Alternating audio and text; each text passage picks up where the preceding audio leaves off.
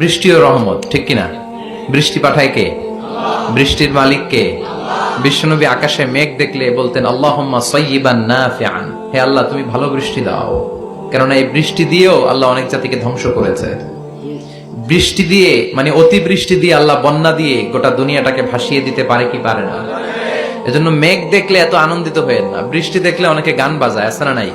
এই বৃষ্টি ভেজা রাতে তুমি চলে যেও না, গান গায় না? না, আপনি আল্লাহর কাছে দোয়া করবেন আল্লাহুম্মা সাইয়্যিবান নাফিআন, আল্লাহ তুমি বরকতের বৃষ্টি দাও। আল্লাহুম্মা গাইসান মুগীসান মারিআন মুরিআন নাফিআন গায়রা দার। বিষ্ণুই পড়তেন আল্লাহ এই বৃষ্টিটা যেন উপকারী হয়, এই বৃষ্টি থেকে যেন ঘাস লতা পাতা কিছু পায়, এই বৃষ্টিটা যেন আমাদের জন্য বরকতময় হয়, যেন কল্যাণময় হয়, কোনো ক্ষতির কারণ যেন না হয়, তুমি কবুল করো।